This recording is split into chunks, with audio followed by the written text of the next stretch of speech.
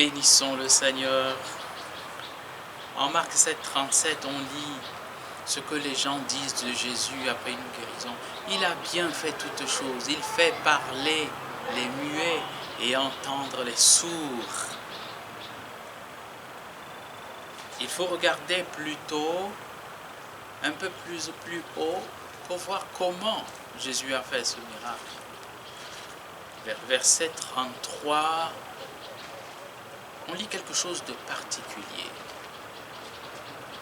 Si, pour le cas de la syrophénicienne, il a simplement dit à la femme, à cause de cette parole de foi, va, le démon est sorti de ta fille, et il en fut ainsi.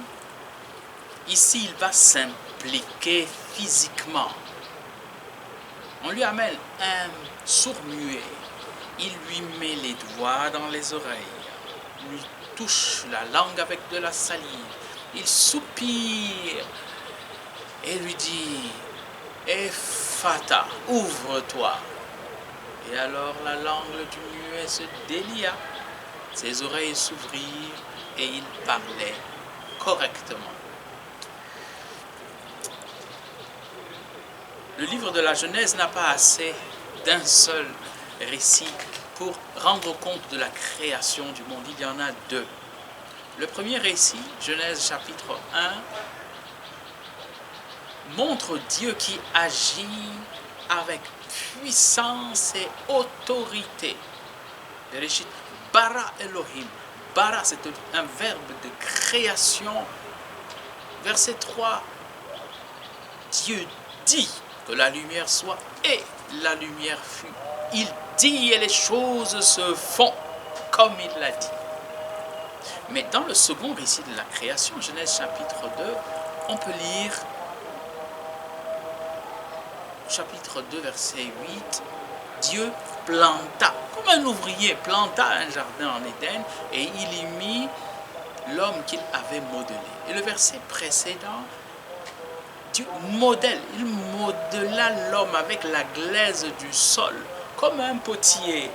Il insuffla dans ses narines un souffle de vie et l'homme devint un être vivant.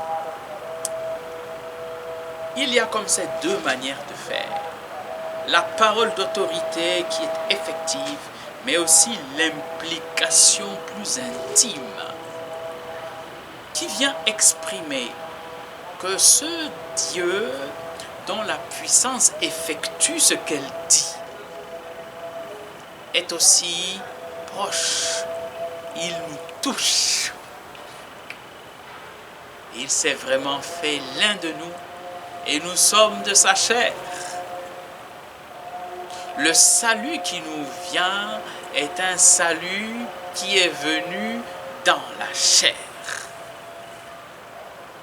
C'est lui qui descend dans la fosse de notre humanité, dans la fange humaine, et nous en sort pour faire de nous un être vivant, glorifié, sanctifié, à la gloire et à la louange de son nom. Alléluia.